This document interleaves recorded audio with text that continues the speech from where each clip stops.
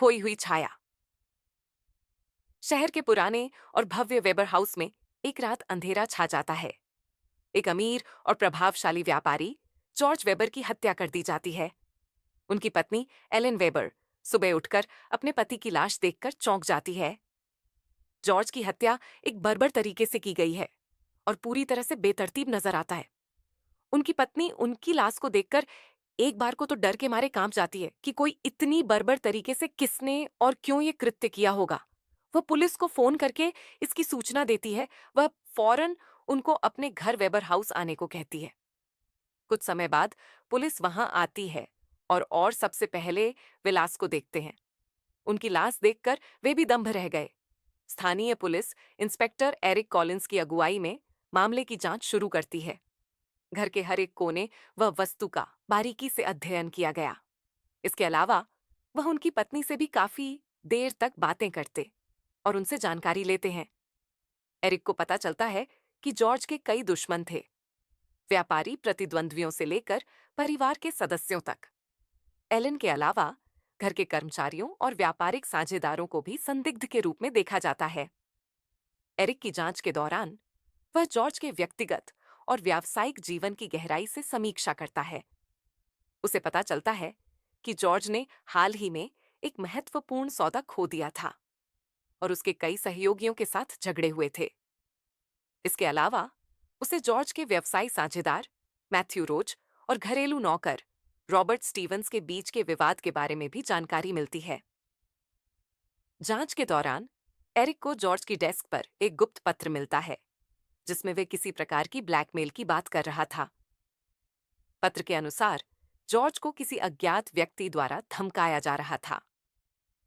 Eric पता लगाता है कि इस धमकी के पीछे एक पुराने व्यापारिक साझेदार सैमुअल क्रॉफर्ड का हाथ हो सकता है, जिसने जॉर्ज को धोखा दिया था।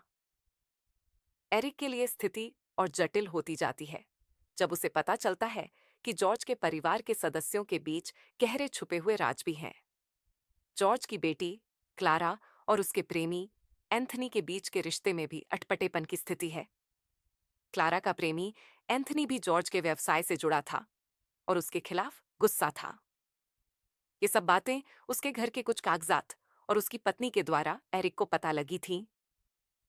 एरिक एक बार को तो सोच में पार्टी डीडीएच जाता है कि एक व्यापारी के इतने दुश्मन कैसे हो सकते हैं, और तो और उनका व्यापार भी ऐसा नहीं है कि जिससे दुश्मनी ज्यादा हो और कोई उसे इतनी बेरहमी से मार दे।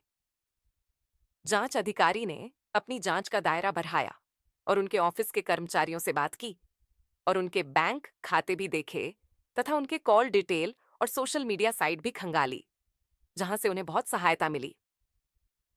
एरिक की छानबीन के दौरान वह समझ जाता है कि जॉर्ज की हत्या के पीछे एक जटिल साजिश है। उनके शक की सुई उनकी ही पत्नी पर जाती है और वे कुछ सबूत के साथ उनको गिरफ्तार करते हैं। फिर सारा मामला सामने आ जाता है कि उसकी पत्नी एलेन ने ही मारा था। एलेन ने जॉर्ज को मारने की योजना बनाई थी क्योंकि वह जॉर्ज के अवैध मामलों और धोखाधड़ी को उजागर करने से डर रही थी। एरिक को जॉर्ज के फोन और सोशल मीडिया से यह महत्वपूर्ण जानकारी मिलती है। एलेन ने अपने पति को मारा और बाद में यह दिखाने की कोशिश की कि मामला चोरी या व्यावसायिक प्रतिद्वंद्विता का है। एरिक ने गहराई से जांच करके उसकी सच्चाई को उजागर किया और एलेन को गिरफ्तार किया। एलेन की गिरफ्तारी के बाद शहर में शांति लौट आती है। एरिक मामले को सफलतापूर्वक हल कर देता है और जॉर्ज वेबर की हत्या के पीछे छुपी सच्चाई को सबके सामने लाता है। कहानी समाप्त होती है जब एरिक अपने अनुभव को ध्यान में रखते हुए यह सीखता है कि कभी भी किसी की सतह पर मत भरोसा करो। छोटे से छोटे सुराग भी कभी कभी एक बड़े रहस्य को उजागर कर सकते हैं।